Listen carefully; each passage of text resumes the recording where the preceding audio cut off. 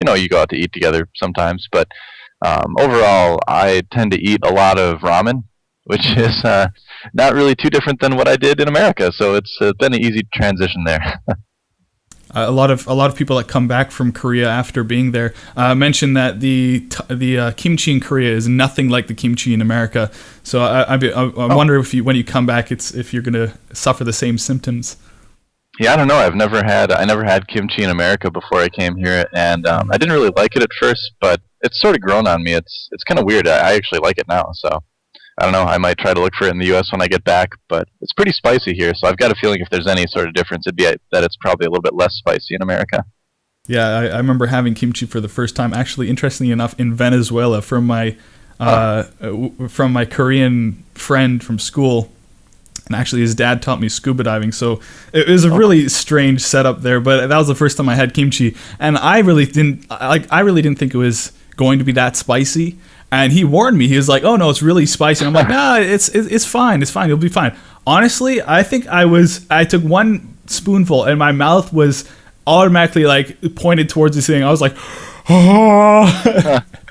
It's really so good though. I don't know. I like spicy food, so it works for me. Yeah. Oh yeah. Pretty sure it's very good for your immune system as well as for your rest of your bodily functions. I've eaten so much here since I got here. Well, ramen, but overall, less processed food, I think. Yeah. So going back to the GSL, it is the end of your first season commentating Code. How was that for you? How was commentating Code? It was amazing. I mean, it was tons and tons of fun. It was very challenging too. I didn't really feel nervous at all until I actually sat down in front of the camera the first time. Then I felt a little bit nervous, but towards the end of the first day, I think it kind of all worked out. The biggest challenge has been kind of keeping track of two monitors. What's actually going out on the stream, and then what I'm seeing in my computer with having the observer function as well. It's been kind of tough to keep track of both of those. So that's something that I'll need to kind of work on a little bit. But because you don't want to start casting off the wrong monitor, which is kind of easy to do if you're kind of watching some action, but maybe the observer found something else that's going on that's also important. But other than that, it's just been, I don't know, a ton of fun. That's just how I describe it. Extremely fun. All right, now of course we will be saying farewell to Kelly Milkies after she served her first season of GSL in Code A as a co-commentator. Now, of course, we will all miss her for probably very different reasons depending on different individuals. But what do you expect from a co-caster? As I'm pretty sure GomTV will be replacing her with another person. What do you expect from a co-caster? Kelly's already back in Singapore, happily casting things on SEA and doing an awesome job. First of all, I'll say that I absolutely loved casting with Kelly. I think she was awesome. She's extremely good at the game, as people saw from our recent show match, and embarrassingly enough for me, what they saw in that show match. But no, it was a ton of fun casting with Kelly. I'll definitely miss it. But in terms of a co-caster for next season, it would probably be good to have someone like Kelly who's very analytical. With kind of not having a lot of time to play, more focusing on casting when I was back in the U.S., if there's one point that's really lacking, I think, with my commentary, it's the analysis part. That's why I've been playing so much. I promise it's going to be a lot better next season. That's for sure. I can say that right now. It's already gotten a ton better.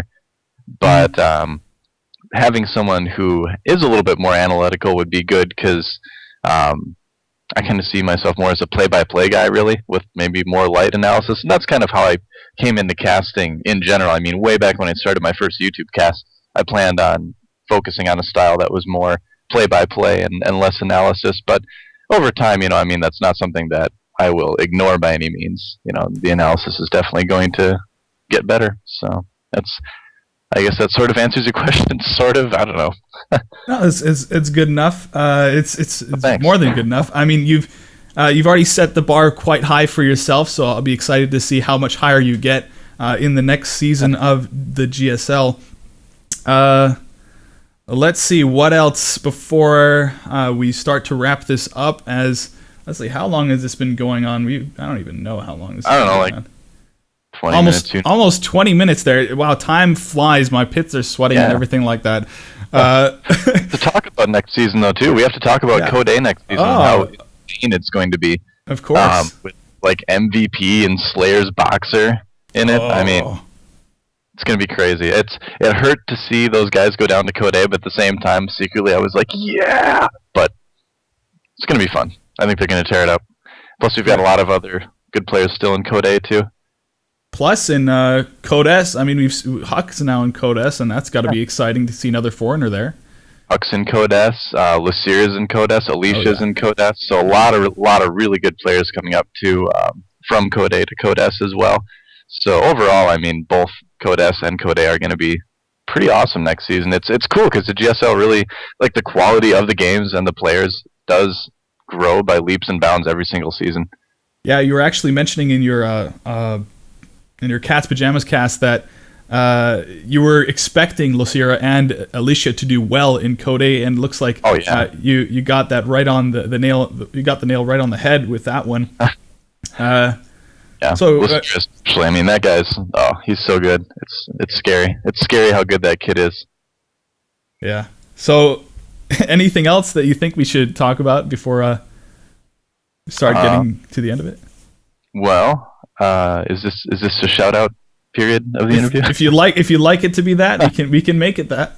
It can be. Sure, we'll make it that. Well, shout out, of course, to my awesome wife Juliana for letting me come and do this. I miss her a lot. Can't wait to see her again.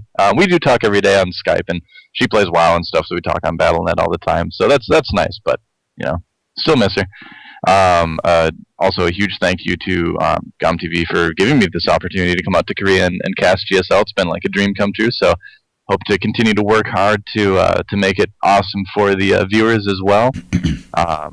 Thanks to all the guys at the Gom House for being awesome roommates, and thanks to Nick and Dan too. Well, to Tasteless and Artosis for being really, really helpful and kind of just being there for answering any questions I had. So yeah, and of course, the links to your YouTube page, your Facebook page, Twitter, and GomTV will all be provided in the comment section below. Just a quick thing, an afterthought. How you've mentioned that you've gone out with Tasteless and Artosis, and you mentioned Tasteless as being like the guy to go out with if you want to be shown a good time. Do you have anything to say about that? I don't want to get it too into it or anything like that.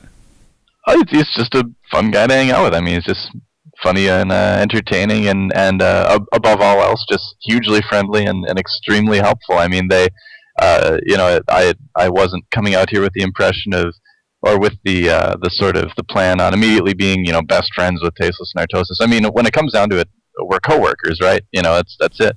So, both him and Artosis have definitely gone the extra mile in making me feel welcomed and really helping me out and helping me get settled in. So just huge thanks to both of them. Yeah. And one more thing, just before we end this, I remember Kelly was actually tweeting that she's taking speech lessons right now in Singapore. Yeah. Do you think that Kelly will be seen in future Code A commentary? I don't know. I have no idea. I do know that I know firsthand that she is extremely, extremely hardworking. I mean, people don't really know how hard she worked when she was here to, improve that, and then and also just work really hard on casting well. So can't say enough good things about Kelly, honestly. All right. Well, I guess that brings our brief, or not brief. I mean, I expected this to be like 5 minutes, and here we are. Here we are. Hey, 22 minutes later. I'm glad people. Yeah, I'm glad that we actually have an upload cap extended on my account, as I'm sure is the same with yours. Yeah, that was one of the best days of my life. Yeah. Oh yeah. I felt so happy that day. I went and bought myself a big box of chocolates. It's awesome.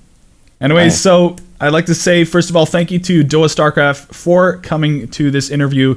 He will be the flagship interview. We will have lots of different interview people, including probably people from the IC Cup staff. Hopefully, when Pat from the CEO of IC Cup can get his microphone working so that we can actually have a vocal interview like this, as well as Edward from Root Gaming. We'll see him shortly on this. We have a couple announcements. Of course, we'll be having Root Cats as well, talking not only about, Edward and Root Cats will be both talking about the new league, the IGN Pro League.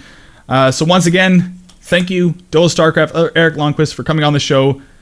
Hey, no problem. Thank you.